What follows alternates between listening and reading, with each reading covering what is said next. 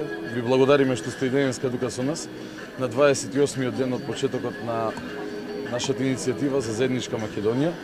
Денеска сме на плоштад Македонија во Скопје, каде во оној веќе вообичаен викенд алтернативен начин на одбележување на нашата иницијатива преку формирање на фигура од луѓе со нашиот хаштаг, со оградата, тарабата, како сакате, црвено-жолта речете, символот на нашето движење.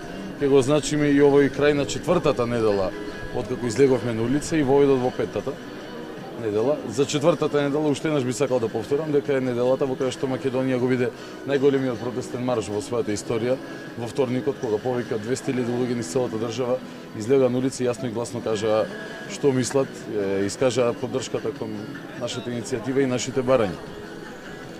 Ке ги повторам и нашите барања.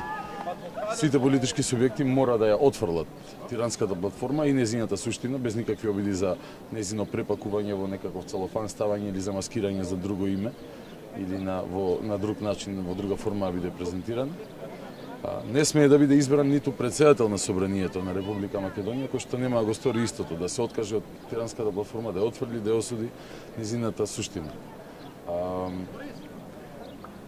До сега видовме неколку успешни акции, односно реализации на барање од страна на нашата граѓанска иницијатива. Првиот успех беше кога председателот на Републиката одби да го додели мандатот за формирање на влада базирана врз тиранската платформа. Вториот пат кога му посочи на еврокомисарот Хан дека не треба да се сретне со него, туку треба да се сретне со нас, тој европски депутат, за да слушне директно од нас кои што сме на улиците, кои се нашите барање, што имаме да кажеме, бидејќи очигледно бројката која што не поддржува е и повеќе од достојна за почит. Ако броиме сума сумаром во изминативе 30 дена, веројатно повеќе од 2 милиони македонци излегле на улиците. И третата победа беше 24 март, денот кога беше најавено формирање на влада врз истата тиранска платформа, меѓутоа истото не се случи само благодарение на огромната масовност на граѓаните на улиците. И тоа е единствениот начин по кој што се менуваат работите, по кој што може да се менуваат работите. Докажавме дека е возможно, дека не е попусто излегувањето, дека не е џабе, дека не е исто да се седи дома или да се излезе на улица, и токму затоа ги повикуваме сите кои што размислуваат и сакаат, а се уште не го сториле тоа да го сторат час поскоро во улиците на својот град, да излезат и во оној час и половина од денот да го одвојат, да дадат, да застанат за она во што веруваат, бидејќи навистина нашите барања се многу човечки, се логични, се благородни. Ја сакаме државата онаква каква што е, не сакаме држава која што во скора иднина со усвојување на вакви документи би го доживела и својот крај.